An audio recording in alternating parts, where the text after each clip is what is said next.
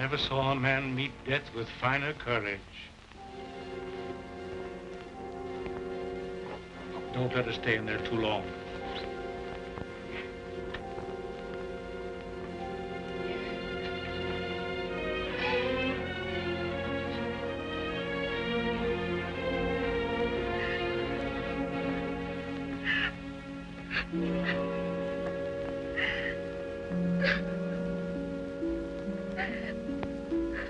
Dearest, is Father well now?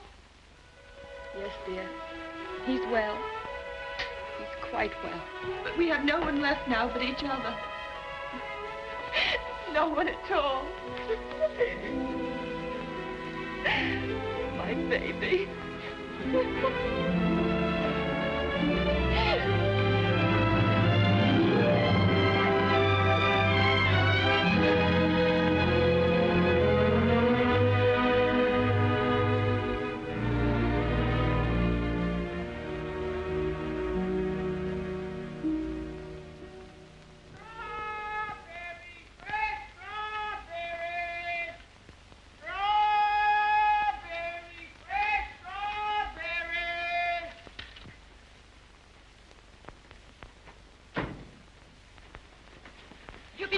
Mary, won't he? Ach, the darling. To think of him getting the like of that for his birthday. Sure, he'll be the happiest boy in all Brooklyn till he falls off of it. Yeah.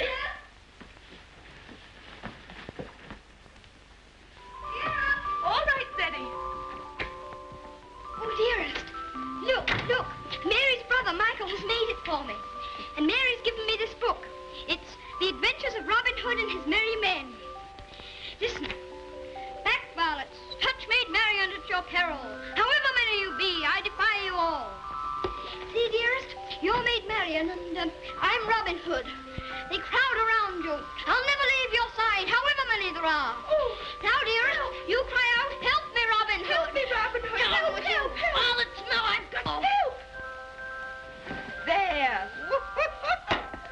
Oh. Isn't that... You like it? Oh, my... Of all the events in my life, this is the most magnificent. Do you really like it, darling? It's what you wanted? It's exactly what I wanted. Oh, I do hope it is. Only you will be careful, won't you, and not let it run away with you or anything. I suppose I'm about the safest bicycle rider in the whole of Brooklyn. Do you mind that now, huh? No? Can I ride it now, dearest? Can I go now? Oh. I can't wait 1 minute. Mr. Hobbs has to see it, and Dick. Can I go now, dearest? At once? Yes, dear, only do be careful. Oh, dear. There we are. Oh, you don't Steady, do be careful of the streetcars if you get off the sidewalk. Wait a minute. Yes. Goodbye, dear. Goodbye. Oh, be careful, love, be careful, love, be careful.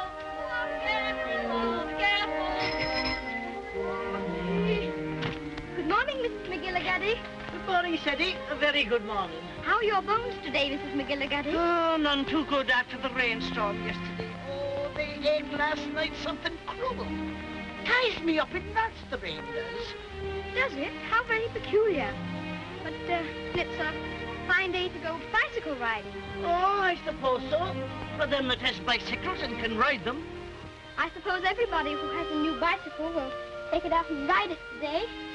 Glory be to goodness, and whose bicycle might that be? It's mine. It's my birthday present from dearest. Oh, it's a daisy show. Fine enough for the president to ride. And it has all the latest improvements. Oh, sure, it sounds like the bells of St. Patrick. Sure, it's the luckiest boy in the world, John. Well, I'll have to be going. Oh, I nearly forgot. Please choose my apple now, Mrs. McGillicuddy. But would you mind keeping it for me until I get back? Sure.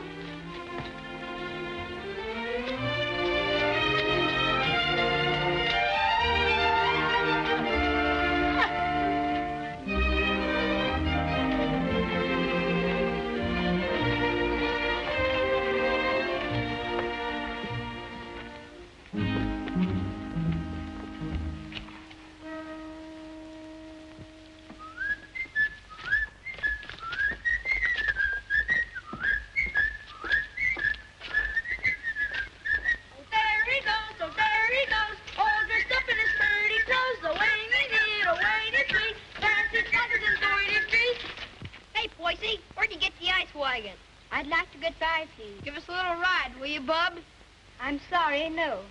Oh, scared I'll get it dirty? No, but I'd rather ride it myself. All right. Hey, English, when'd you get back from dear old London? I'm not English. I'm an American. Now, where'd you get that kind of gab? My father was English, if it's any of your affair. Oh, does your mother know you're out? Don't you dare talk about my mother. Mama's pet, Mama's pet, Mama's pet. I think you'd better take your hand off that wheel. Want to make anything out of it? I want to make you get out of the way. You don't dast, you sissy cat. Sissy cat! Wait a minute, Sadie. Don't let him bluff you. I'll be right there.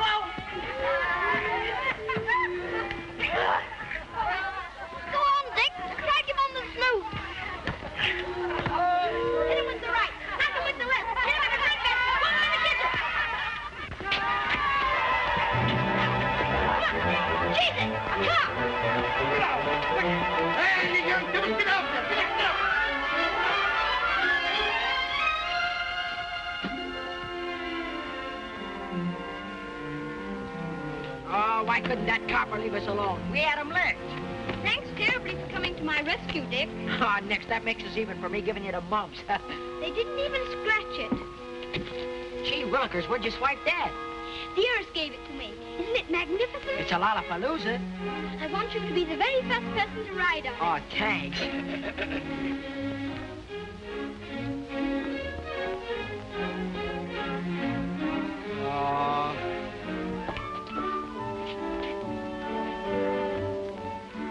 Thank you very much for your assistance, Mr. O'Brien. It's a pleasure, Sadie, my lad. Of course, I think we might have won anyway. Sure, and don't I know it? But I had to keep you from committing murder. I tell you what, Dick. I'll just go once around the block, and then you can ride it down to Mr. Hobbs' store. Make it later, 'cause right away I gotta go see my brother Ben off. He's going out west. Who is he? Where? Texas? No, Chicago. Oh, that would be splendid, riding Mustangs and shooting bears. There's my brother Ben now. Come on, Dick. I've got to leave. Well, come on down to Mr. Hobbs' store as quickly as you can.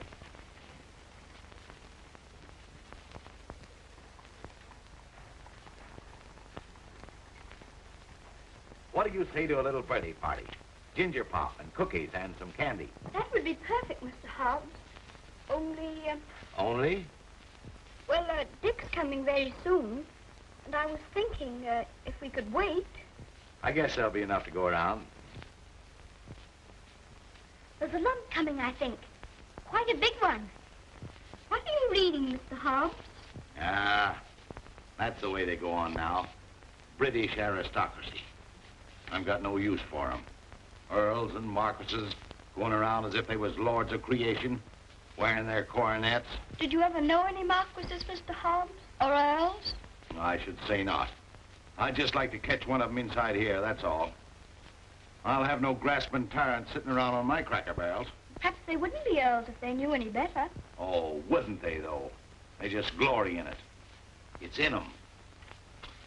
They're a bad lot. Here you are, Dick.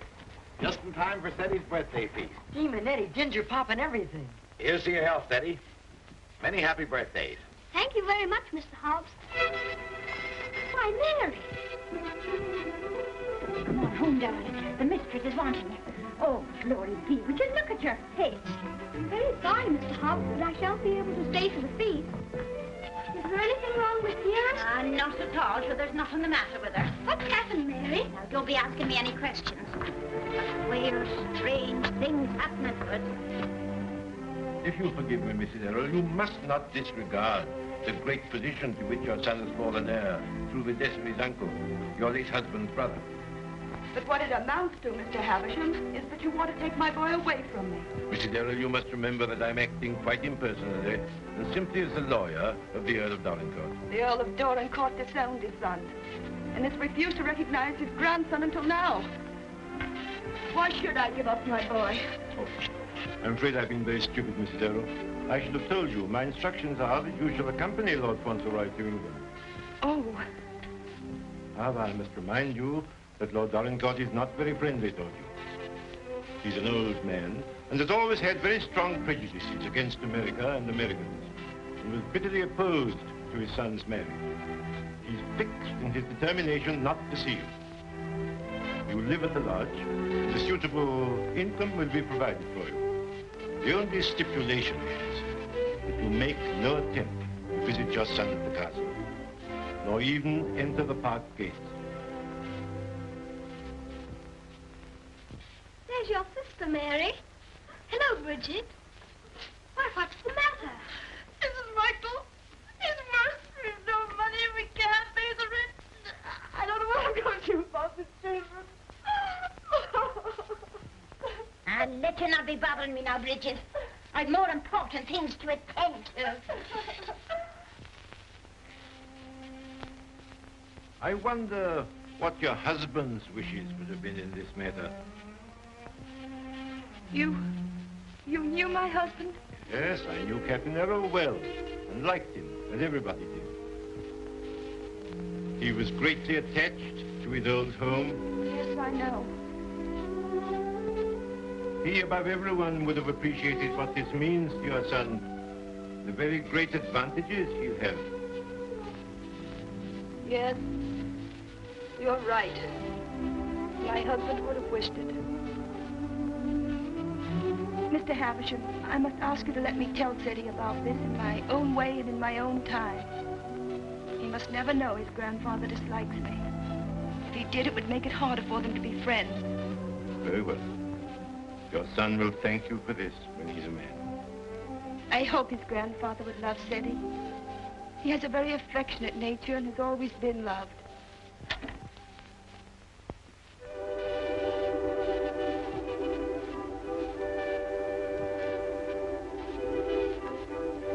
This is Mr. Havisham, dear, whom your grandfather has sent to see us, all the way from England. How do you do, sir?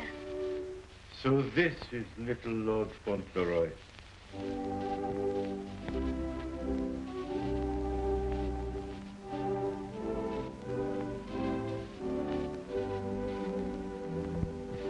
You see, dear, your grandfather has no more children now, and he's very lonely. So he wants us to go and live with him in England. And because he's an earl, and you are his heir, you will have a new name, Lord Fauntleroy. And someday you will be the Earl of Dorincourt. Oh, dearest, do I have to be an earl? None of the boys are earls. Can't I not be one? I'm afraid it can't be helped, dear. Just think, dear, soon we'll be starting for England. Do we have to go to England, dearest? I'd much rather not. Oh, what will Mr. Hobbs say?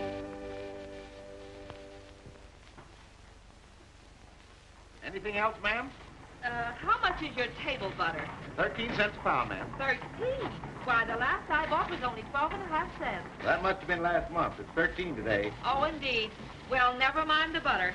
Heavens and earth, if prices go any higher, we'll all starve to death. Nay. Good day, ma'am.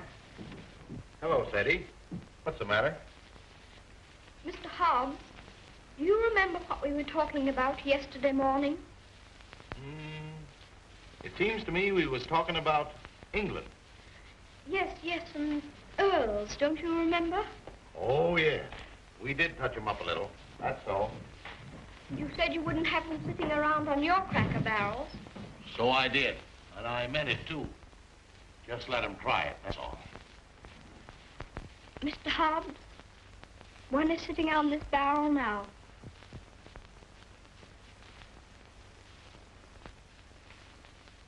What? Yes, I am one. Or I'm going to be. I won't deceive you, Mr. Hobbs. It's the heat.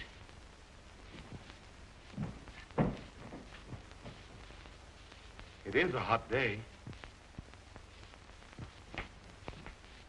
How do you feel? Got any pain? Thank you, I'm all right. I'm sorry to say it's true, Mr. Hobbs. Mr. Havisham, he's a lawyer, came all the way from England to tell us about it. My grandfather sent him. Who is your grandfather? I couldn't very easily remember it, so I wrote it down. John Arthur Molyneux Errol, Earl of Dorincourt. That's his name, and he lives in a castle. 2 or 3 castles, I think. All his sons have died now. That's why I shall be an earl. Now I'm Lord Fauntleroy. Well, I'll be jiggered. One of us has got a sunstroke. Oh, no, we haven't. We'll have to make the best of it, Mr. Hobbs. What did you say your name was? Cedric Errol, Lord Fauntleroy. Well, I am jiggered. Well, you always did talk more English than American. You think there's no getting out of it? I'm afraid not, Mr. Hobbs. Dearest says that Father would wish me to do it. But if I have to be an earl, I can try to be a good one. I'm not going to be a tyrant, Mr. Hobbs. And if there's ever to be another war with America, I shall try and stop it.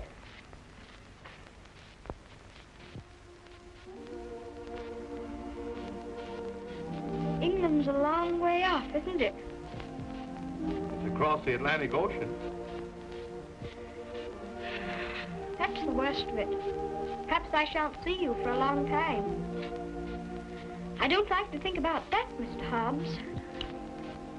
Well, the best of friends must part.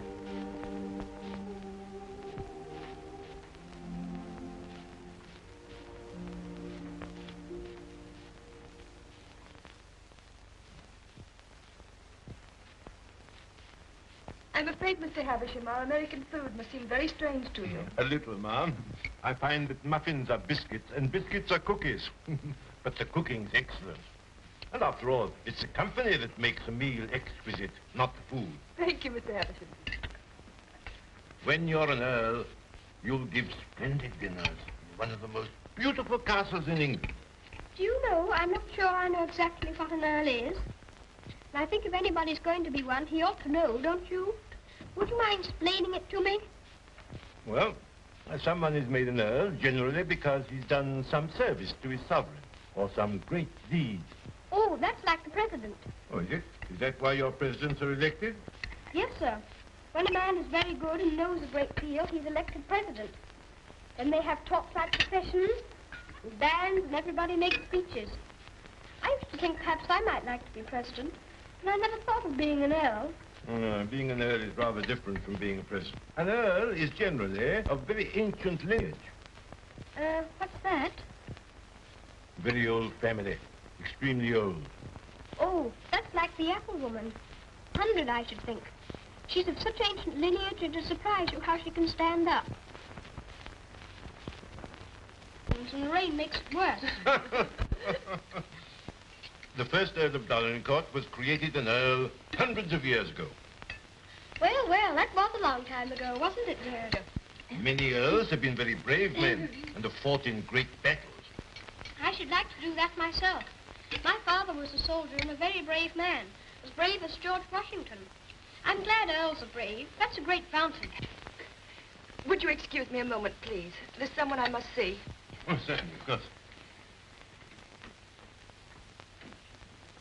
There's another advantage of being an earl.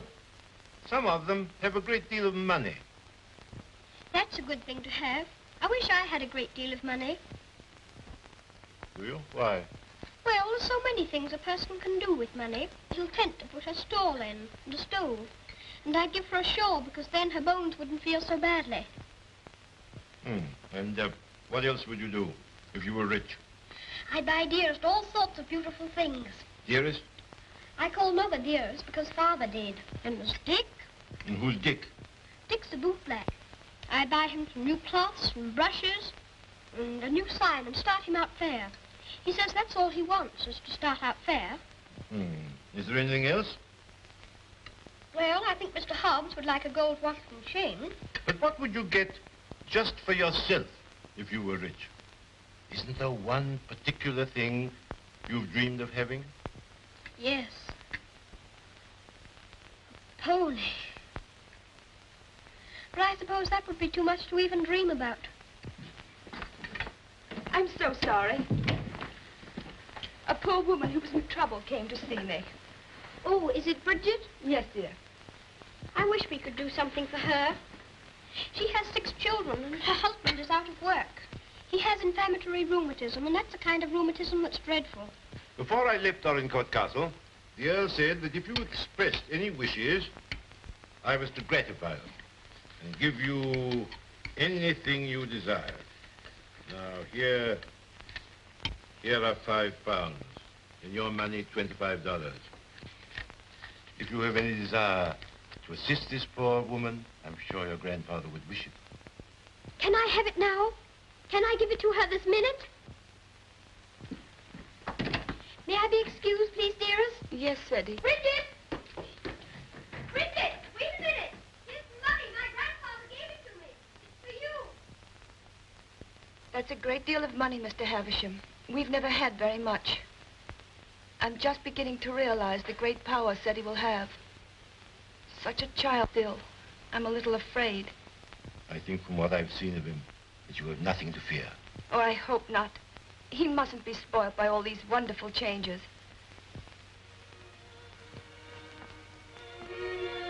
She cried. She said she was crying for joy. I never saw anyone cry for joy before. My grandfather must be a very good man. It's more agreeable being an earl than I thought it was going to be. In fact, I'm almost quite glad I'm going to be one.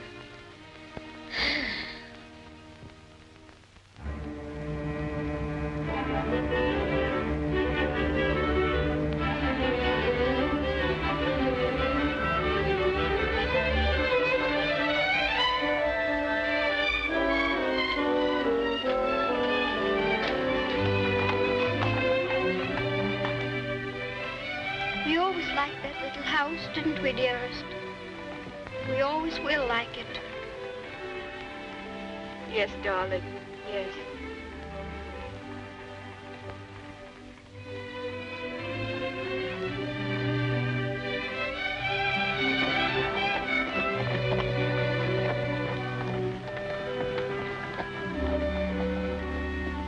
I've come to say goodbye. I have to go to England to be a lord, and I shouldn't like to have your bones on my mind every time it rains. Oh, bless your dear little heart. With all your kindness to me, the Bones is as quiet as anything. Can I give you a kiss for luck? Of course.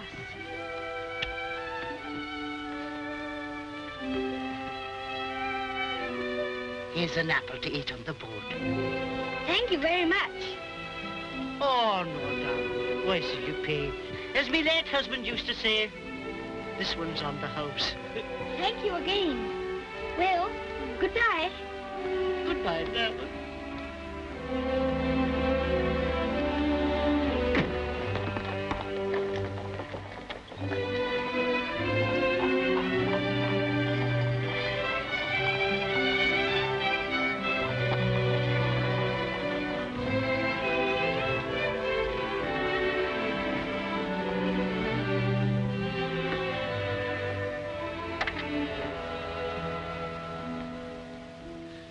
Well.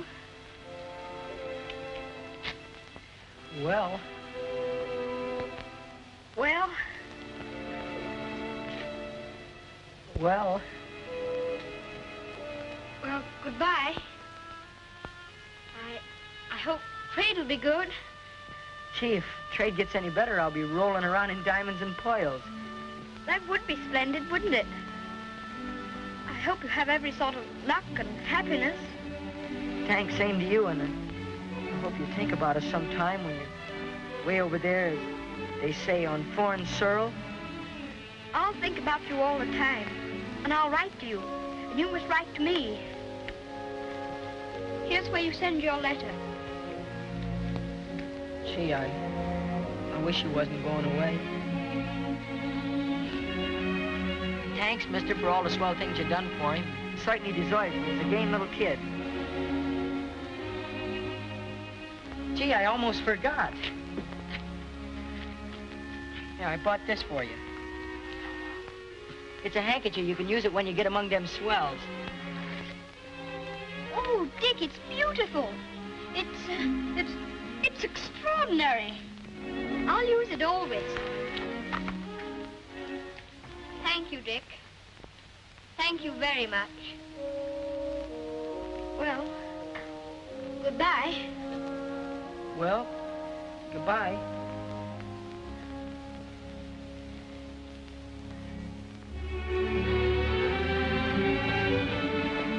Would you mind very much not going in with me?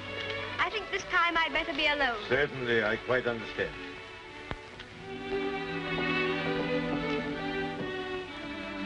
This is for you, Mr. Hobbs.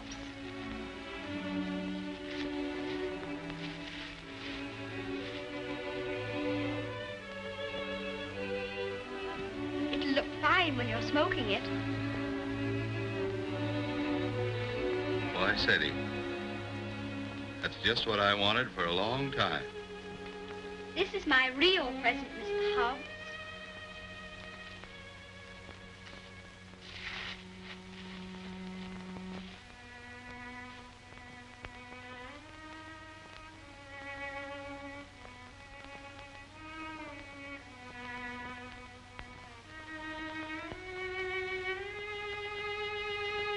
There's something written on it, inside the case. I told the man what to say. You read it.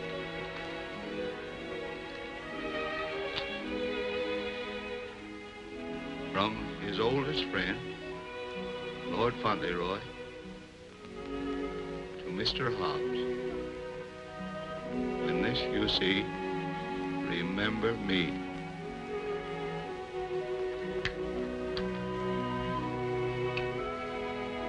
When this you see, remember me. I don't want you to forget me. Oh, I won't forget you. Don't you go and forget me when you go over there amongst those British aristocracy. I shouldn't forget you, whoever I was among. I hope you'll come to see me. Perhaps my grandfather will write and invite you. You wouldn't mind him being an earl, would you? I mean, you wouldn't stay away just because he was one. Oh, I'll come and see you.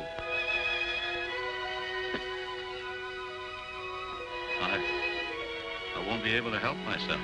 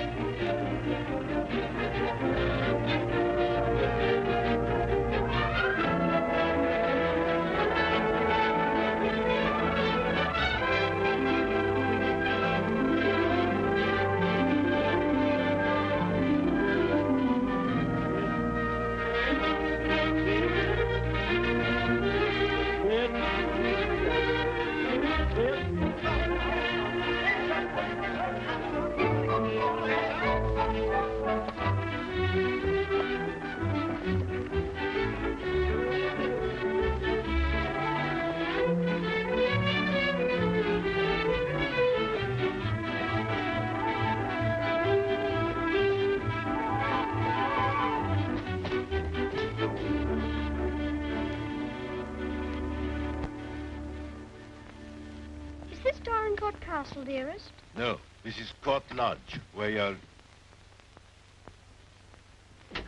Here's Mary. We had a splendid time in London, Mary. I'm so glad you came before us, Mary. We don't feel so strange finding you here to welcome us. Oh, sure, it is the great happiness I wish you, ma'am, in your lovely new home. This is Mrs. Baines, the cook, ma'am, and that's Susan, the parlour maid. I'm sure we'll do everything, ma'am, to make you comfortable. Oh, I'm sure you will.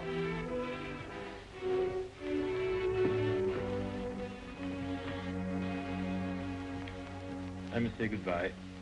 The carriage is waiting to take me to the castle. I must tell the Earl of your safe arrival. He needn't go tonight. I'd so like to have him with me my first night here. No, I'm sure Dorincourt won't expect his grandson tonight. Tomorrow will be time enough. I dread so to tell him that we're not going to live together anymore. I'm a coward, I know, putting it off so long, but it's the most difficult, the most cruel thing I've ever had to do.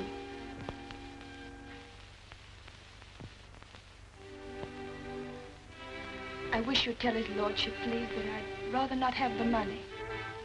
You mean the income he wishes to settle on? I have a little money of my own. It's quite enough to live simply on. I must accept the house, of course, because that makes it possible for me to be near Seti. I'm grateful to him for that, but... He'll be very angry. He won't understand it at all. I think he will understand.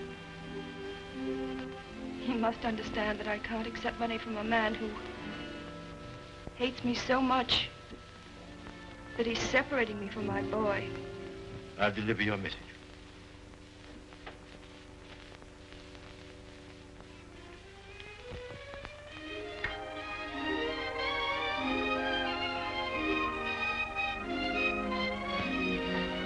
I think it's beautiful here. Don't you, dearest?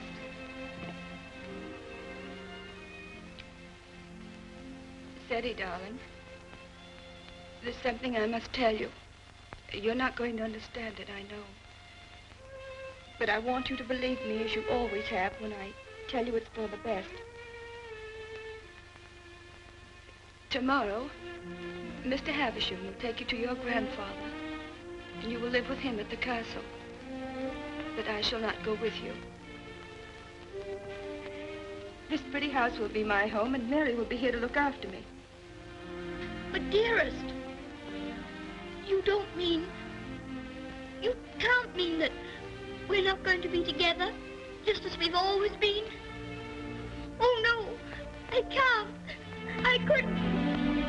I won't. I won't.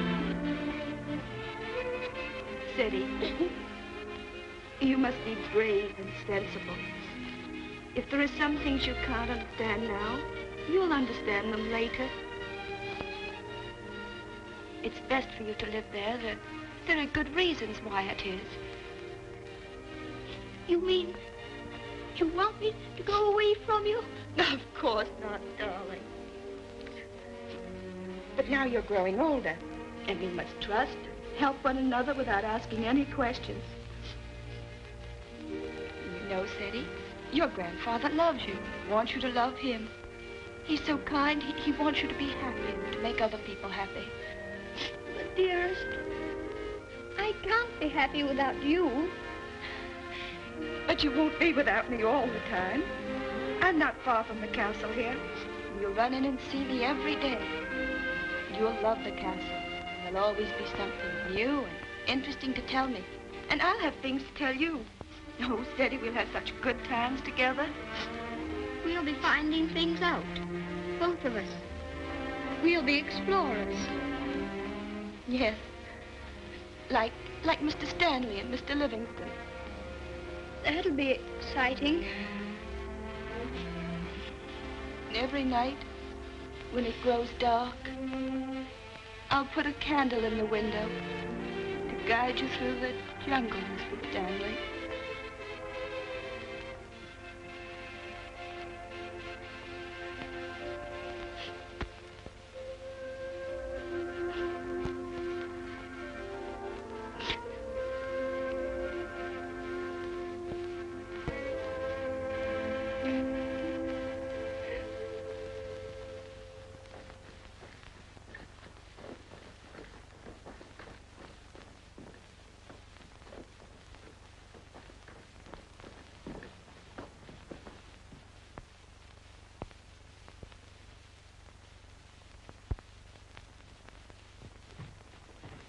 Ah, Newick, how's his lordship? Oh, he's in a rare mood this evening, he is. He told me to evict all the tenants if they weren't paid up. Oh, I dare say that'll be a job to your liking.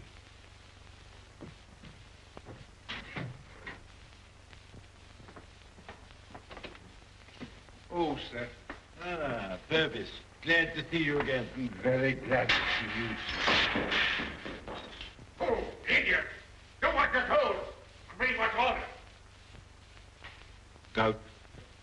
Oh, yes, sir. These last few weeks have been the worst I've ever known, sir. I'm surrounded by a lot of incompetent nincompoops. Shut the door, you blockhead! I can't stand him no longer, Mr. Purvis. He's too much for any man. Cursing and swearing and calling people out the names like he does. And it ain't just today, it's every day. Thomas, you brought in the 63 port. He prefers the 51. Oh, I to know he didn't say. Fetch the other bottle. What business you got drinking port anyway in this condition? I can't feed and house every lady lout in the parish, and I won't. You and your poor. I've had enough of them. But, my lord. Mr. Mordaunt is with him, sir. I said all I had to say, and now I say good night. Good day, my lord. Good day. Oh, how do you do, Mr. Havisham? Mr. Mordaunt. Mr. Havisham, my lord.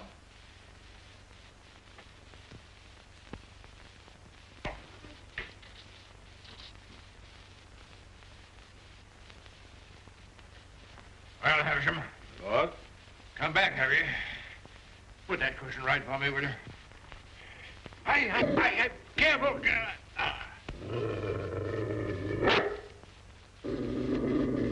What's full of hot needles? Well, what have you got to tell me? Lord Fauntleroy and his mother are at Court Lodge. They bore the voyage excellently and in good health. Huh. What else?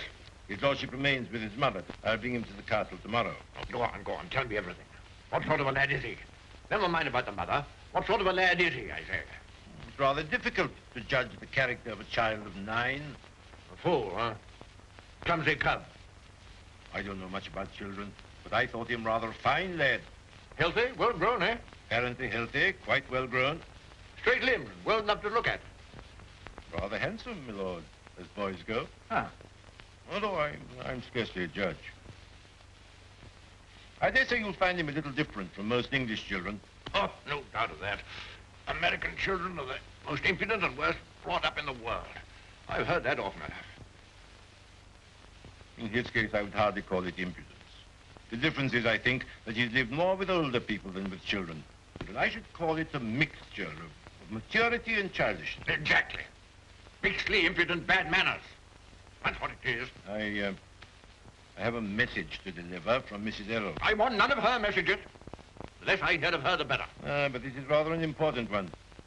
She prefers not to accept the income you propose to settle on her.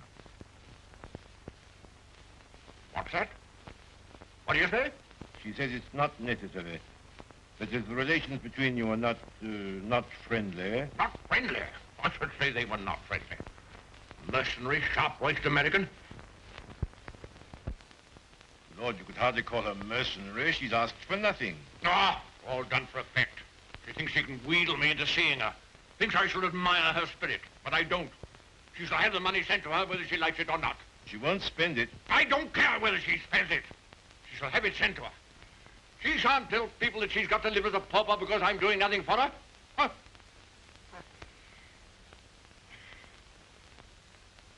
I suppose she's poisoning the boy's mind against me, too. No. I have another message that'll prove to you she's not done that. I won't care.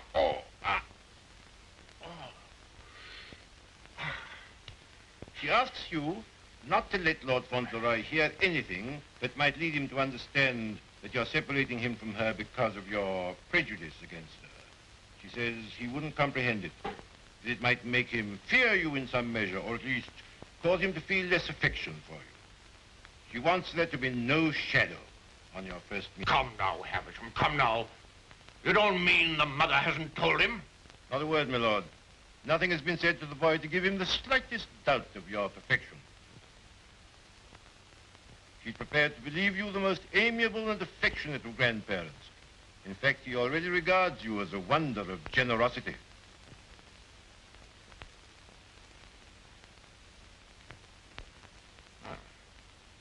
does, huh? I would suggest, my lord, that Fauntleroy's impressions of you depend entirely upon yourself. I make a further suggestion, that you'll succeed better with him if you take care not to speak slightingly to him of his mother. The boy's only 9. Nevertheless, those 9 years have been spent at his mother's side. She has all his affection. So he thinks me generous, eh?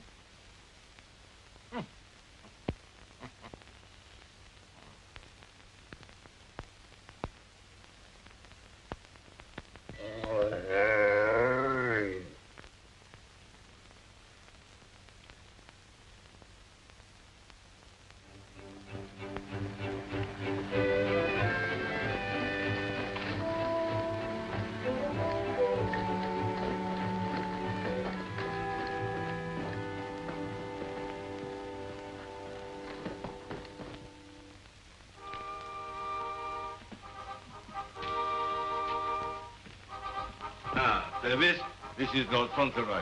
My lord. How do you do? Thank you, my lord.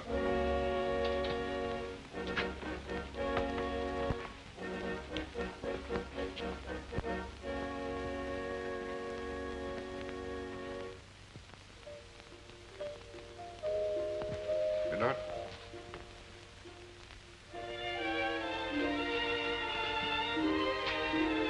This is Lord Fauntleroy, Mrs. Mellon. Lord Fauntleroy, this is Mrs. Mellon, the housekeeper. How do you do, ma'am? I should know his lordship anywhere, sir. He has the captain's face and way. Oh, was it you who sent the cab? I'm ever so much obliged to you, ma'am. How do you do? He's a great day, this, sir. Where's his lordship? In the library, sir. Lord Fauntleroy is to be sent to him alone.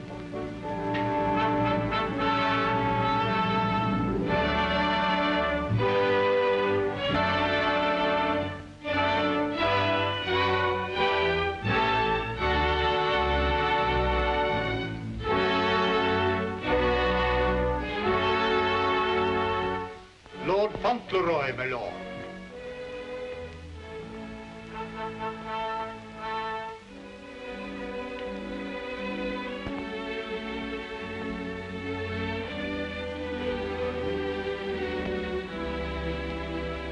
Dougal, come back, sir.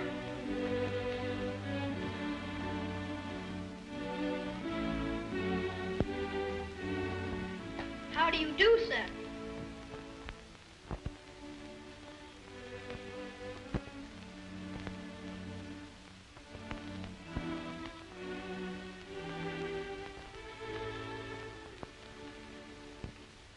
Are you the Earl? I'm your grandson that Mr. Havisham brought. I'm Lord Fauntleroy.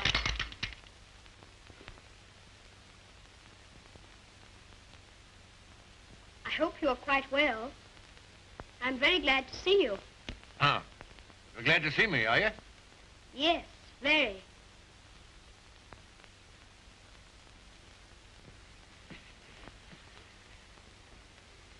I kept wondering what you would look like if you'd be anything like my father. Oh, and am I? Well, I don't think you are, very. You're disappointed, I suppose. Oh, no. Of course you would enjoy the way your grandfather looked, even as kind to him as you've been. Oh, so I've been kind to you, have I? Yes. I'm ever so much obliged to you about Bridget and the apple woman and Dick. Bridget, Dick, apple woman? They were particular friends of mine. You know, they were the ones you gave me all that money for. The money you told Mr. Havisham to give me if I wanted it. Oh, the money you were to spend as you liked, eh? So you spent it all on these people, did you? Bridget, Dick, and the apple woman. Yes, and I gave Mr. Hobbs a gold watch and chain and a pipe. I put some poetry in the watch. It was, "When this you see, remember me." I'm going to miss Mr. Hobbs very much. Who is Mr. Hobbs? He was our grocer. Fancy vegetables and groceries, you know. He's my closest friend. Mr. Hobbs is a very clever man. Do you know he can recite the Declaration of Independence right through? Oh. What's the matter? I just remembered you might not like to hear about the Declaration of Independence. I forgot you were an Englishman. Huh? You forgot you were English too, didn't you? Oh, no, I'm an American. You are English. Your father was an Englishman. I was born in America. You have to be an American if you're born in America. You don't... I beg your pardon for predicting you. Mr. Hobbs says that if there's ever to be another war, that I should have to be an American. But I promised him that if there were to be another war, I should try to stop it. You would? Dinner is served, my lord. Now, be careful, man. Be careful. Careful, man, careful. Oh. Would you like me to help you? You can lean on me, you know. Once when Mr. Hobbs hurt his foot with the potato barrel falling on it, he used to lean on me. You think you could do it? I think I could. I'm very strong. I'm 9, you know. You lean on your stick on one side and on me on the other. Well, you may try. Just lean on me. I'll walk very slowly. Don't be afraid of leaning on me. I'm all right, if it isn't a very long way. You see that old fellow in red velvet? He was the 10th Earl of Dorincourt. King George I decorated him for services during the war with Spain and Austria. He was tremendously strong. Bend a bar of iron between his hands. You get your strength from him. How very interesting. Did you ever try putting your foot in hot water and mustard? Mr. Hobbs used to. Arnica is a very good thing, too, they tell me. Ah, thank you. I'll try it.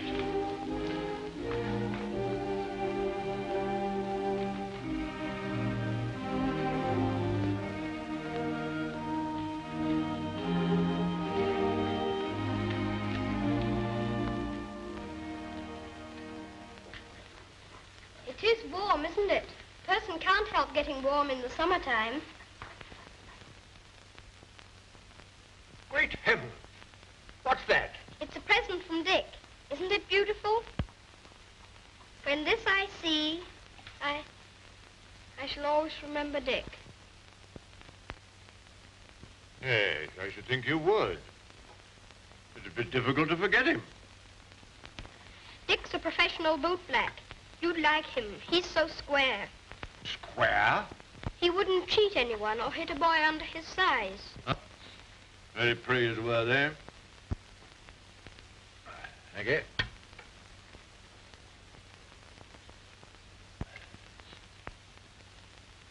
What's the matter? Don't you like your soup? Oh, yes. I was just wondering. Wondering? Wondering what? You don't wear your coronet all the time, then? No. It doesn't become me. Mr. Hobbs said you wore it all the time. But after he thought it over, he said he thought you must take it off sometimes to put your hat on.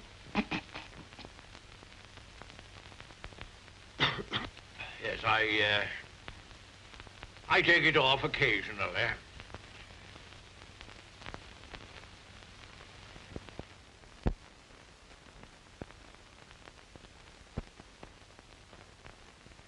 You must be very proud of your house. I never saw anything so beautiful. But it's a very big house for just 2 people to live in, isn't it? Oh? You think it's too large? Well, I was only thinking that if 2 people lived in it who are not very good companions, they might get a little lonely sometimes. Hanky, do you think I shall make a good companion? Yes, I think you will. I think you should be almost as interesting as Mr. Hobbs. Huh. Mr. Hobbs and I were very great friends. He was the best friend I had, except...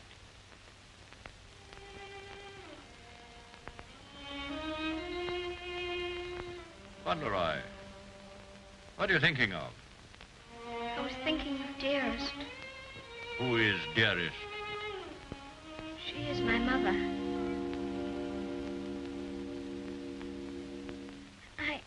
I think I'd better get up and walk up and down.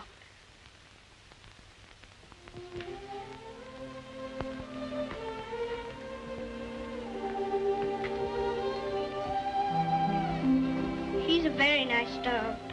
He's my friend. He knows how I feel. How do you feel?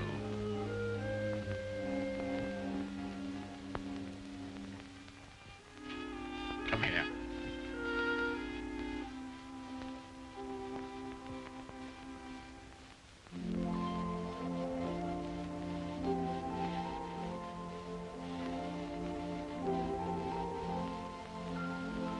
You see, I never was away from my own house before. It makes a person feel a strange feeling when he has to stay all night in another person's castle instead of his own house. But Dearest is not very far away from me. She told me to remember that. And after all, I'm 9, you know. And I can look at the picture she gave me. Look, you press the spring and it opens, and there she is.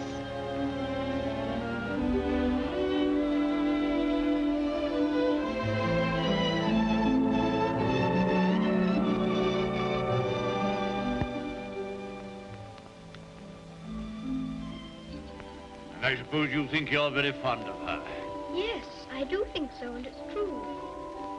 Mr. Hobbs and the others were my friends. But Dearest is my close friend.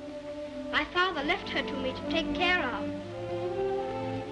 When I'm a man, I'm going to work and earn money for her. Oh, what do you think of doing? Well, I did think of going into business with Mr. Hobbs. But I should like to be president. We'll send you to the House of Lords instead. Well, if I couldn't be president, and if that's a good business, I shouldn't mind. The grocery business is dull sometimes. Yes, so's the House of Lords. But it's the business that every Earl of Dorincourt goes into. I shall have to talk to Dearest about it.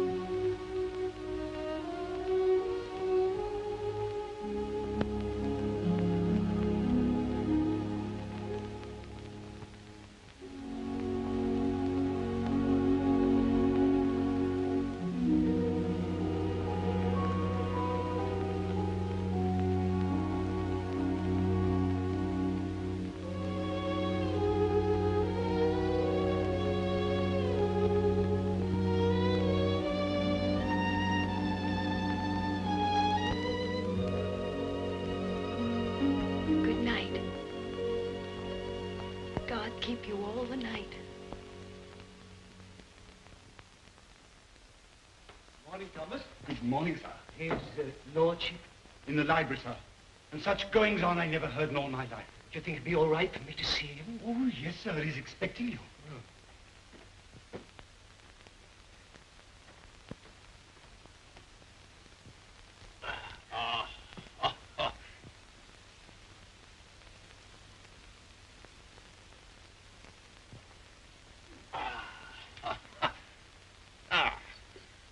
Morning, Mordaunt. Found a new employment, you see. Any good at marbles, Mordaunt? My muscles are a little stiff, my lord, but I'll see what I can do. Oh, pity about that. I'd forgotten about your age.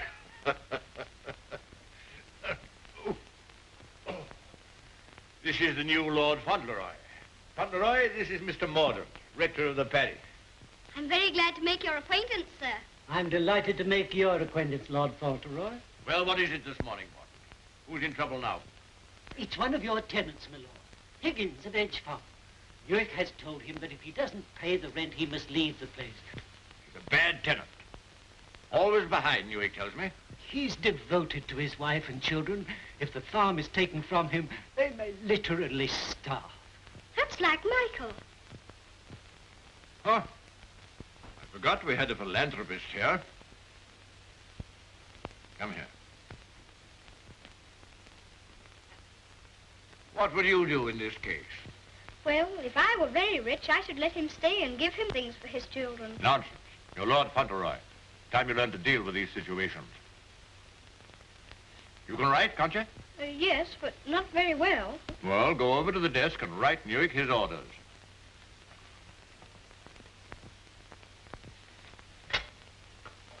Now, what must I say? You must say, Higgins is not to be interfered with for the present.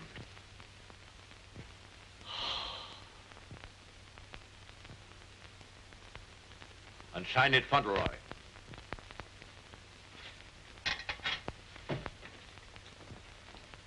Do you think it will do?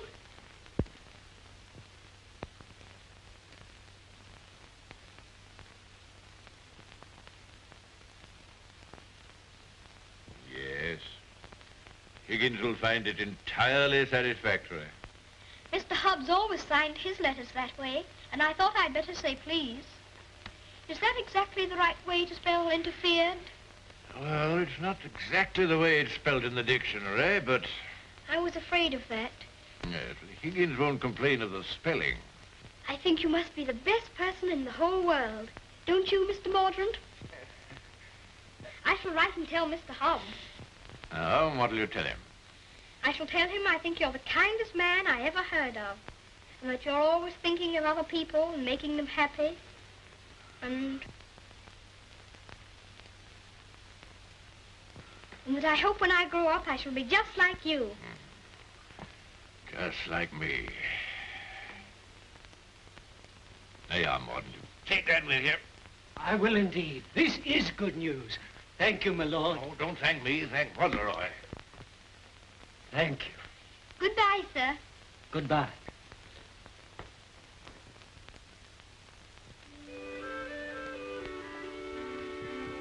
May I go to see Dearest now? I think she'll be waiting for me. There's something for you to see in the stables first. Ring the bell. In the stables? If you please, I'm very much obliged, but I think I'd better see it tomorrow. She'll be expecting me all the time. Oh, very well. We'll order the carriage. And you don't care to see what's in the stables? Oh, I do, I do. Oh, it doesn't matter. It's only a pony. Pony? Whose pony is it? Yours? Mine. Yes. Oh, I never thought I'd have a pony. I never thought that. How glad Dearest will be. You give me everything, don't you? Wouldn't you like to see it? Of course I want to see it. I want to see it so much I can hardly wait. But I'm afraid there isn't time. You must see your mother this afternoon. You can't put it off till tomorrow? Why, she's been thinking about me all the morning, and I've been thinking about her. Oh, you have you? I'll ring the bell.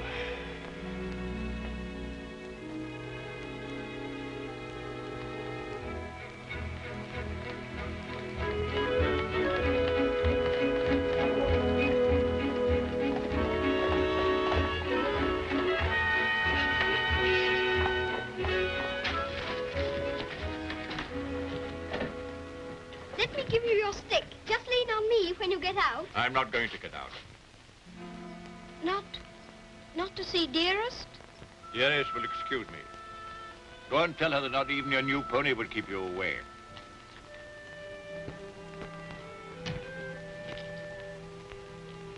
She'll be disappointed.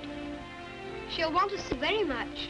I'm afraid not. The carriage will call for you as we come back. Drive on, Jeffries.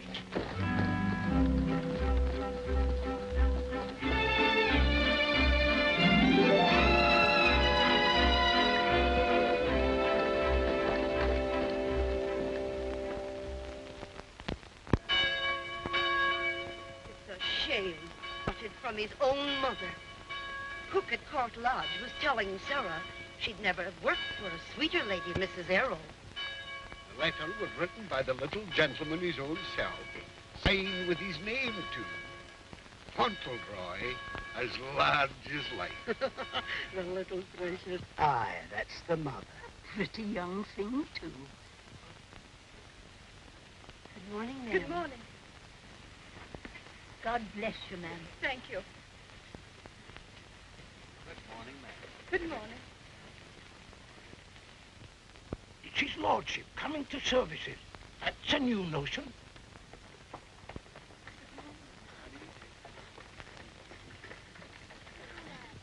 They say even his gout's improving. Look at the young lord. He's Captain Cedric all over again. He's the captain's salt of a life. How glad the people are to see you. Take off your hat while they're bowing to you. To me? How do you do? God bless your lordship. Long life to you. Thank you. Morning, Lord.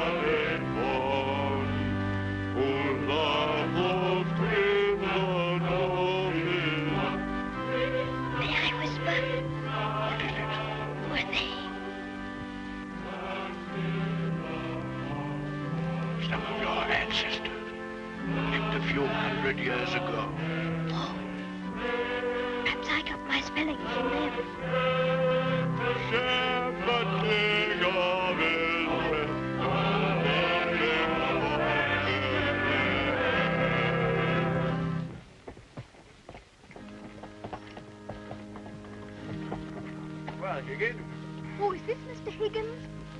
Yes, I suppose he's come to have a look at his new landlord. Yes, my lord. I understand his young lordship was kind enough to speak for me, and I thought I'd like to say a word of thanks. I've got a great deal to thank your lordship for. Oh, I only wrote the letter. It was my grandfather who did it. You know how good he always is to people. Is Mrs. Higgins well now? Yes, your lordship. The missus is better since the trouble was took off her mind. My grandfather was very sorry about your children having the scarlet fever. You see, Higgins, you people have all been mistaken about me. Lord Fauntleroy understands me. If you want a little reliable information on the subject of my character, apply to him. Get in the carriage, Fauntleroy.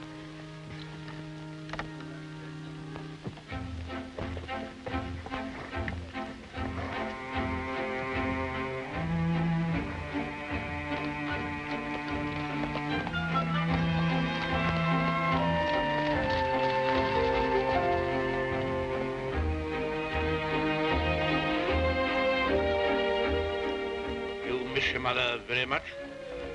Yes, sir. I miss her all the time. You don't miss her, do you? I don't know her. I know, and that's what makes me wonder. She told me not to ask any questions, and I won't. See her almost every day, don't you? Isn't that enough? We used to see each other all the time. We could tell each other things without waiting. Well, don't you ever forget about her? No, sir, never. I shouldn't forget about you, you know. If I didn't live with you, I should think about you all the more.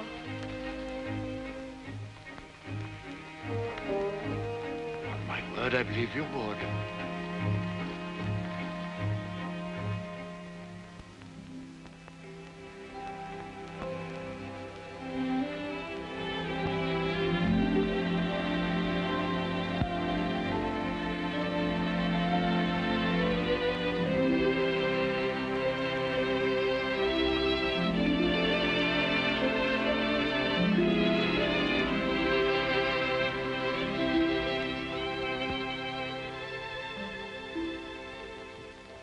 is such a good Earl, he reminds me of you. He is a universal favorite. Well, reminds me of you. Think of that now. He's known this Earl only a little while, and we was lifetime acquaintances. I don't know as I want him to be reminded of me by this Earl. They've been using influence on him, I bet you. You're right. They got twisty ways, those aristocrats. They'd wheedle their little finger around your heart as soon as look at you. All for their own purposes, mind. It's a pity they're making an oil out of him. Yeah. He would have been a shining light in the grocer business. A shining light. Do you know any particulars about that stuff like castles and oils? No, not much. Except they're haughty and mean. Sure's a Jim Dandy letter he wrote. Almost as good as seeing him. Only it ain't, of course. Oh, he was a plum daisy of a kid. I bet you sometimes he wishes he was back here. I do. You lonely? Oh, not so bad. Where you living now? Oh, me and two other fellas, we got a room in a lodging house. The other two fellas, they get drunk and fighting, but it's cheap. Oh, that's no sort of a place for a lad like you to be living. Now, look here. I got a clean, dry loft over my stable, and there's an old bed you can have. Why don't you come here and stay? Won't cost you a cent. Gee, do you mean that, Mr. Hobbs? Well, certainly I do. Yahoo! Gee, Mr. Hobbs, talking about oils. You ain't no oil, you're a prince. Oh, sure.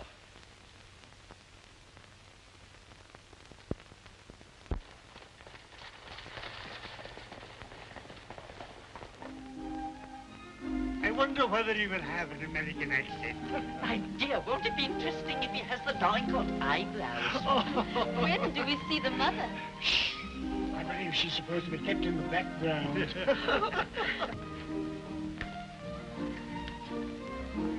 Well, Marmaduke, is this the boy? Yes, Constantia, this is the boy. Fauntleroy, this is your great aunt, Lady Lorridale. How do you do, great aunt? How do you do, young man? You're like your father. I loved him more than most people in this wicked world. Oh, did you know my father? Know him? Of course I do. Oh, then you must meet Dearest. She will enormously like to talk to you about him. You see, I was the only one she could talk about him to who knew him. And I was so small when he... Yes, Fauntleroy, this is your great-uncle, Sir Harry Lorridale. How do you do, sir? Hear you're fond of horses. I'll confess to you, Constantia, that what you'll probably see for yourself. There's a risk of my becoming rather an old fool about him. Becoming? By the way, the mother, what does she think of you? I don't know. I haven't asked her. You must come over to Lorridale Park one day and see us. There's some new cocker puppies in the kennels. You shall have your pick. Oh, thank you very much indeed, Uncle. Only Dougal might be offended. You see, he's very fond of me, and I really shouldn't like to hurt his feelings. Hurt his feelings. That's a good one. Did you hear that, Connor? Hurt his feelings. This is Miss Herbert Fauntleroy. I want you to be great friends with her. How do you do? Have you met Dougal? He shakes hands beautifully. Shake hands with Miss Herbert, Dougal. He's a great friend of mine. I like making friends, don't you? Yes, I do. May I be your friend? And Dougal. Oh, yes, if you please. Okay, Lumbago, Fortescue. Better, I hope. Thanks. Much better. I've known Dorincourt as well as anyone could know him for 35 years. And that's the first time he's ever bothered to inquire about my health. Most extraordinary. Havisham, you're late. What's kept you? Beg your pardon, my lord. I was detained by extraordinary news. You? What? What news? Not now, if you don't mind. Later, my lord, later.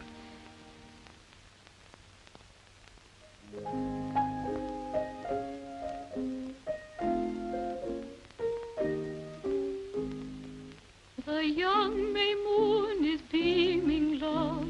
The glowworm's laugh is gleaming, love. How sweet to roam through Mona's grove, while the drowsy world is dreaming, love. Then awake till rise of sun, my dear. The sage's glass will shun, my dear. Or in watching the flight of bodies of light, he might happen to take thee for one, my dear. Charming, charming. What a sweet song. Delightful, my dear. Thank you, my dear, thank you. Do you like music? Yes, I like it when you sing it. Dear my Lord Fauntleroy, why do you look at me so? I was thinking how beautiful you are. Oh, Fauntleroy, make the most of your time. When you're older, you'll not have the courage to say that. Nobody could help saying it. Don't you think she's pretty, too? Well, we're not allowed to say what we think. Lord Fauntleroy shall say what he thinks. I'm sure he thinks what he says. I think you're prettier than anyone I ever saw, except Dearest. I think she is the prettiest person in the world. I'm sure she is. And I must tell her how kind you've been to me. I never was at a party before, and I've enjoyed myself so much. Oh, I beg your pardon.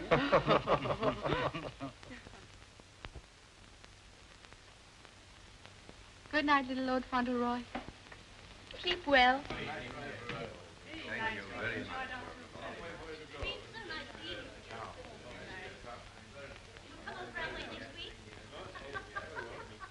Good night. So glad you came.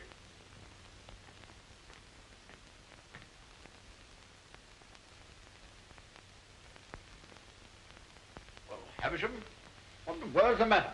Something serious must have happened to make you behave like this. What is it? It's bad news. The very worst of news, my lord. I'm sorry I have to be the bearer of it.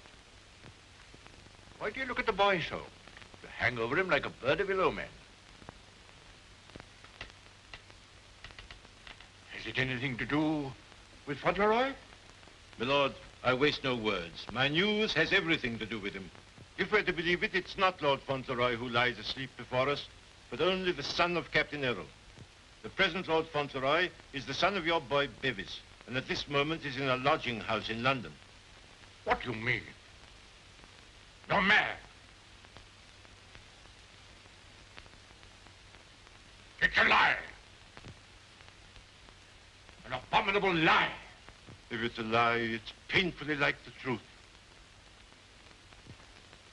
A woman came to my chambers this morning and told me that she married your son Bevis in London 11 years ago. She showed me the marriage certificate. The child was born shortly after Bevis deserted her and was taken by her to America. Oh, the woman's obviously an imposter. It's a trumped-up fraud. I'm afraid not, my lord. I saw the boy's birth certificate. She's, I'm afraid, a very ignorant person. But she's consulted a lawyer who advises her that her son is, of course, Lord Fauntleroy and the rightful heir. She demands that his claim be immediately acknowledged. I'll protest this to the last. I'll disown Bevis's boy. I'll have nothing to do with him or his mother. You can't disown him, my lord. Nothing we can do can keep the eldest son's child from his inheritance.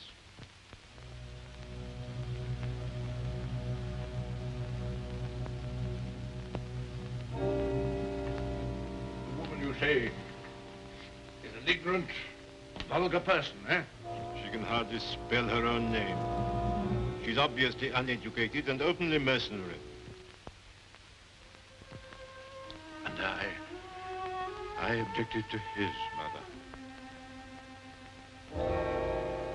I suppose it's retribution. If anyone had ever told me I could be fond of a child, I wouldn't have believed them.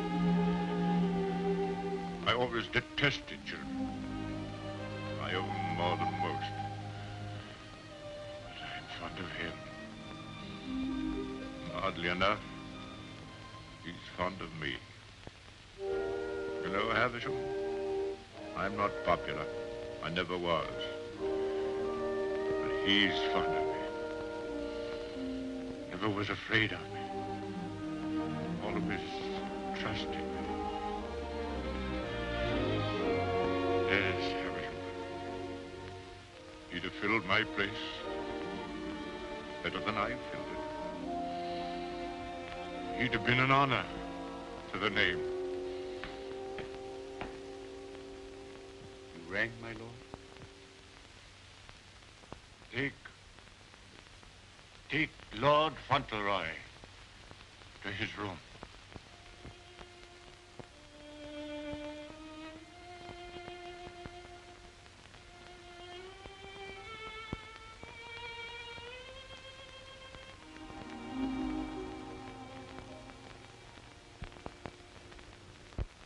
What a pity. The boy's a thoroughbred if ever there was one. I suppose you may say it's a judgment on Molyneux. But that boy, the first human being he ever loved. Will Molyneux take the case to the courts, do you think? Can't tell. He's obstinate enough. The courts are the devil. You go in with your best suit, buckles on your shoes, and come out as nature made you. Bless my soul, Constantia. Whoever would have dreamed that I'd have felt sorry for the old boy? I wouldn't have minded our having a boy like that, Harry. Yes. Bit of luck for us, old girl, if we had. Huh? I'll tell you one thing. If his little lordship loses his title, the village loses the best friend it has. Aye, that's right. And I'll tell you another thing. It'll drive the Earl mad if this goes wrong for him. Why, he's been so proud of the boy, you'd hardly believe it if you knew him for what he was before. And the new one's no lady, that's sure. Bold-faced thing, that's what she is. The dark-eyed, brazen-faced wench. Yes, the Earl come in now with Mr. Avisham.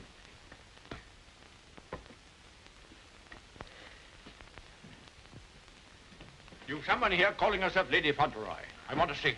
Aye, come the ways, my lord. This way, my lord.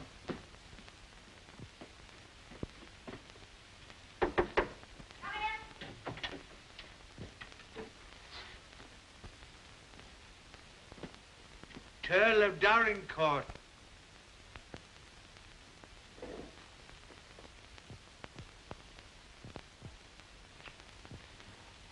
Pleased to meet you, I'm sure, my lord.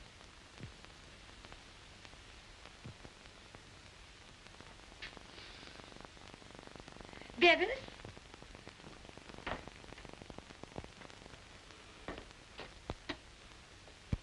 Go shake hands with your grandpa.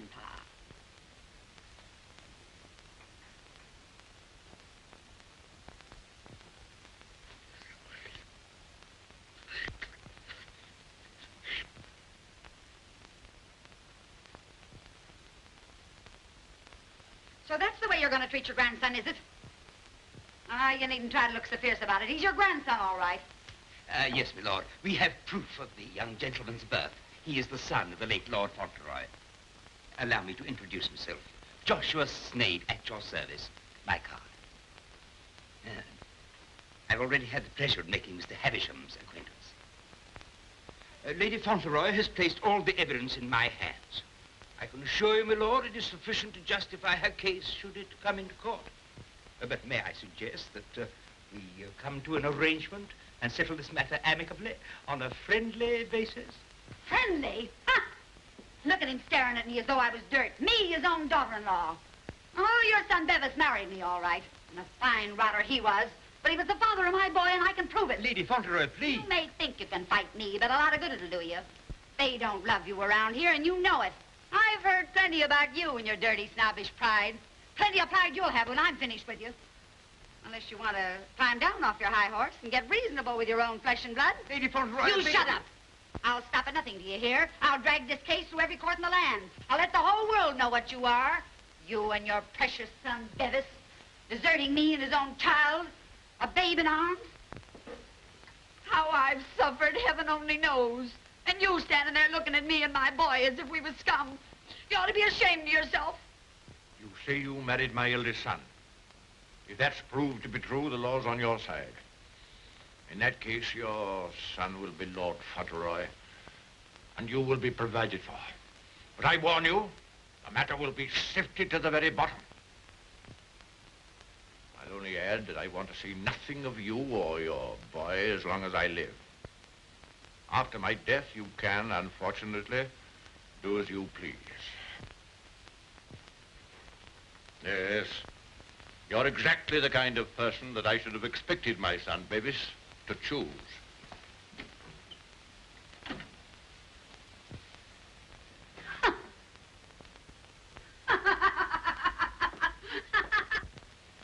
I'm afraid, Dorincourt, there can be no two opinions. At least that's how I see it. You agree, Semple? Yes, I'm afraid we can see it no other way. But it's monstrous. That woman, that boy, are utterly unfit. Alas, the law can take no cognizance of such things.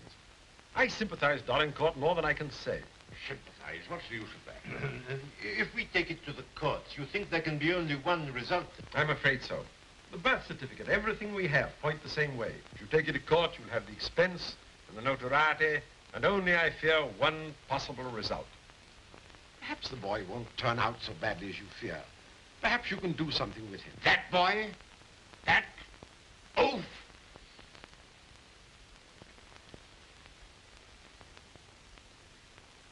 With the other one.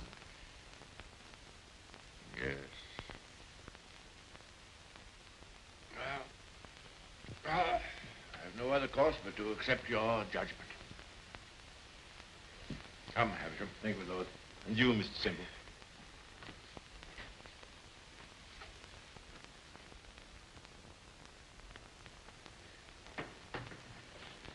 It's the Earl, ma'am. The Earl himself. Show him in.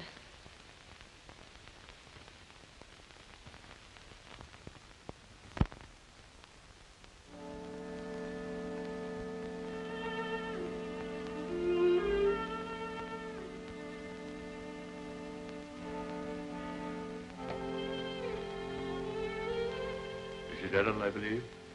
Yes, I'm Mrs. Errol. I'm Lord Dorincourt. The boy is very like you.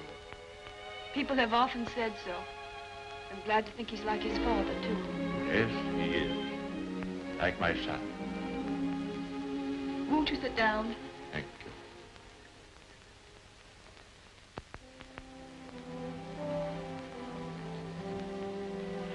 I've come to tell you that I've had the very best, the highest legal opinion.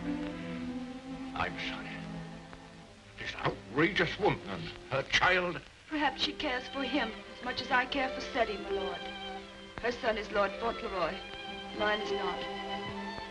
Yes, I'm afraid you're right. Perhaps you would prefer that Seddy should not be the Earl of Dorincourt. It's a very magnificent thing to be the Earl of Dorincourt, my lord. I know that. But all I care about is that Seddy should be what his father was. Brave, just, and kind, always. A striking contrast to what his grandfather is, eh? I haven't had the pleasure of knowing his grandfather. I know my little boy believes. I know that Seddy loves you. Would he have loved me if you told him why I didn't receive you at the castle? No. Honestly, I think not. That's why I didn't wish him to know. Well, there are very few women who wouldn't have told him. Yes, Seddy is fond of me. And I'm fond of him. I can't say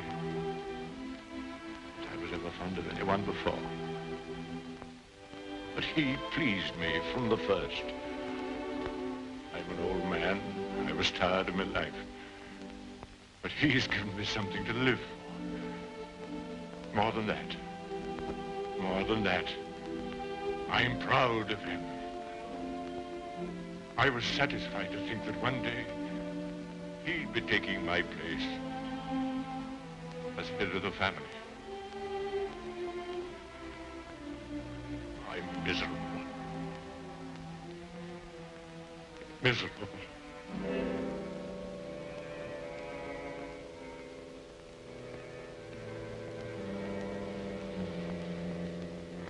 Much troubled, you must be tired. And you need all your strength. Thank you.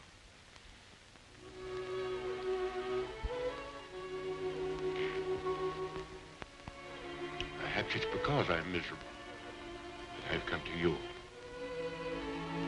I used to hate you. I've been jealous of you. This wretched, disgraceful business has changed all that. After seeing this repulsive woman who... Well, I felt it'd be a relief to come to you. I'm an obstinate old fool, I suppose. I know I've treated you badly. But I've come to you because the boy cares for you. And because I care for him.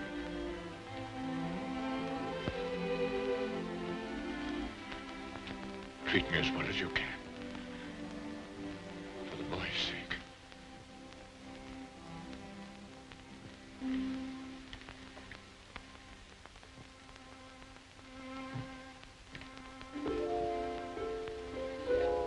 Whatever happens, he shall be provided for. Sadie shall be taken care of now and in the future. Always. Thank you. You like the house? Oh, very much. It's a cheerful room. May I come back again and talk this matter over? As often as you wish.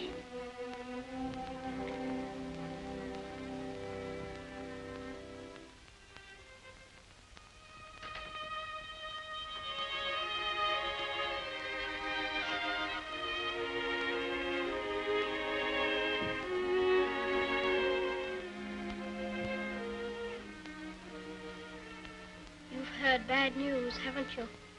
Yes. The worst. And I'm not Lord Fauntleroy anymore, am I? No. She's beaten me. Then the other boy, he will have to be your boy now, won't he? Like I was? No. He'll have to live in the castle if he's Lord Fauntleroy, won't he? Common little brat shall never enter this place in my lifetime. I'll take care of that. Then I can still be your boy, even if I'm not going to be the Earl, just like I was before. My boy. Yes, you'll be my boy as long as I live. And by Jove, sometimes I think you're the only boy I've ever had. Then I don't care about the Earl part at all. I thought, you see, that the one that was going to be the Earl had to be your boy. That I couldn't be. I shall never take anything from you that I can hold for you. Come what may, you shall have all that I can give. All. And dearest, will her house be taken away from her? No. They can take nothing from her. Nothing from either of you. Come. Time to go for a sleep.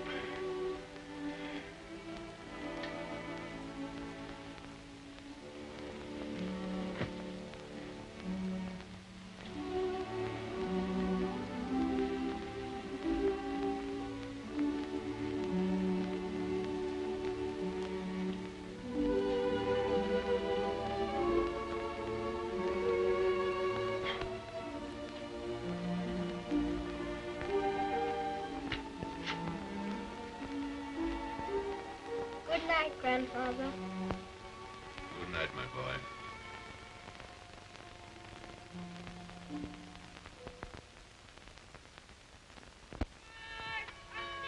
The aged Earl remains secluded in his castle and refuses to have any communication with the rightful heir.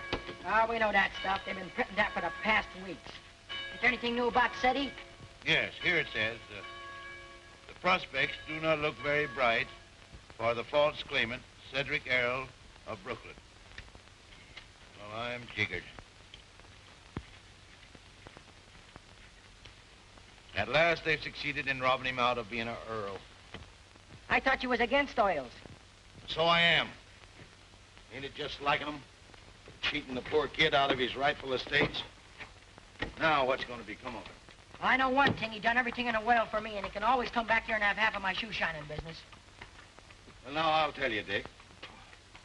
I'd always had it in my mind that SETI would come in with me someday. He'd be a shining light in the grocer business. The new Lady Fauntleroy was formerly an actress. She is said to have played in New York and London. Continued on page 5. Here's a picture of her.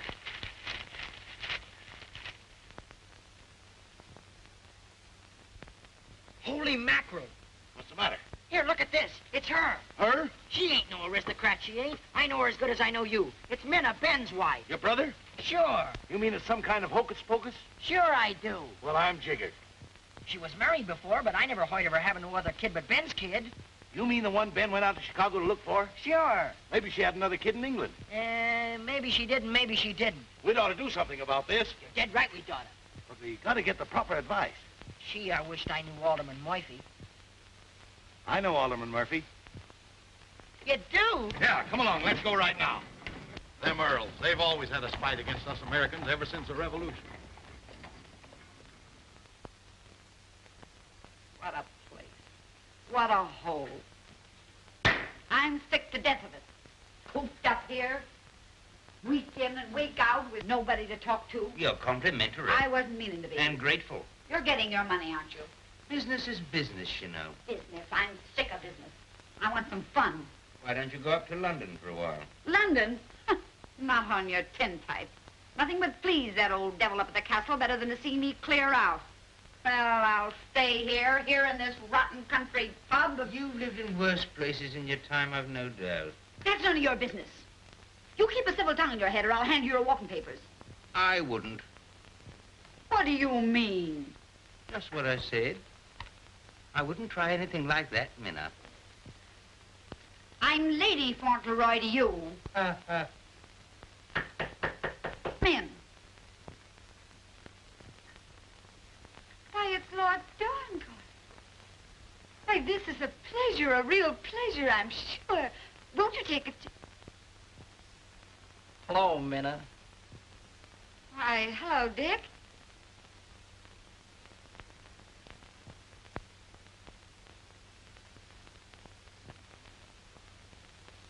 Why, Ben. What are you doing here? Where have you been all this time? You know her? Funny if he didn't, seeing as how he was my second husband. Where is the child? What child? You know what child, our boy Tom. Oh, Ben. But you know, you must have heard. Someone must have told you. Told me what? It was pneumonia. Only 3 days and he was gone. It broke my heart. I meant to write you, but I didn't know where you were. If that's true, who is this boy you've got with you? That's none of your business, Ben Tipton. Can I see him? No, you can't. Tell us, please, why Mr. Tipton should not see your boy. Oh, hello, Uncle Dick. Well, I'll be jiggered. You shut up. You're a dirty pair, you are. Coming all this way to spy on me, trying to do me hurt. I'll have the law on you for the way you're hounding me. You... Silence! Come here, Tom.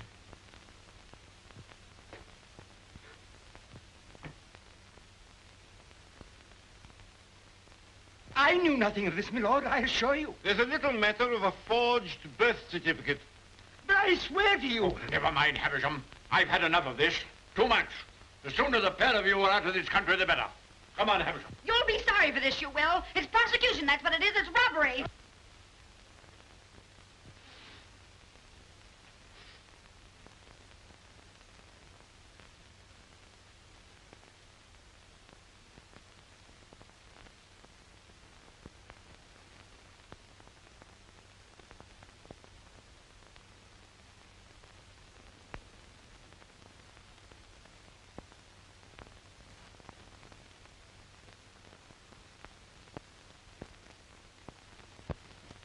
This will be somewhat in the manner of a museum, my lord? Well, not exactly a museum, Mr. Hobbs. They're portraits of my ancestors. Your aunt's sisters? All of them? I'll be jiggered. Your great uncle, he must have had a family. Did he raise them all? I mean that they were earlier distinguished members of the family. You know, Earl, I used to have a very poor opinion of you aristocracy, but I've changed. I'll take you, for instance. You're a pretty good sort, even if you are an earl. I'm very gratified.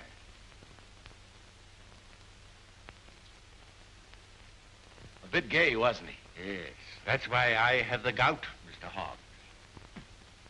Oh. And they was all earls, and said he's going to be one, and own all this. And he'll be worthy of it, Mr. Hobbs. Sure he will. All these earls. You know, I wouldn't have minded being one myself.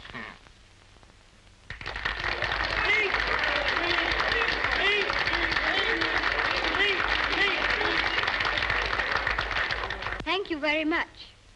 It's such a lovely day. I always like having birthdays, but never one so much as this because you're all so kind to me. My grandfather wants everybody to be happy and comfortable, and I'll want it too when I'm grown up. I think that's all because I'm not very good at making speeches, but I must say that I'm very much obliged to you for liking my birthday. Ripping little nipper. Ain't he a daisy? I'll bet you boys elect him king someday. I didn't know the little fella could talk so good. Why, he makes a better speech than Alderman Murphy. By Jove. Well, I'll be jiggered. And I've another birthday present for you. Another one besides all the things this morning? Yes, the best of them all. Oh, dearest! Oh, dearest! Oh, dearest, I was wanting you here. I was wanting you here so terribly much. Were you, darling? Fauntleroy, your mother's come to live with us in the... To live with us? To live with us for always? Are you sure you really want me? We've always wanted you, but we weren't exactly aware of it. Well, Mr. Hobbs, it's so nice having you here with us. I dread to think of you ever going back to America. Not to live there. Not to live there. America's a good enough country for them that's young and stern. But there's faults in it. There's not an aunt's sister among them. Nor an earl.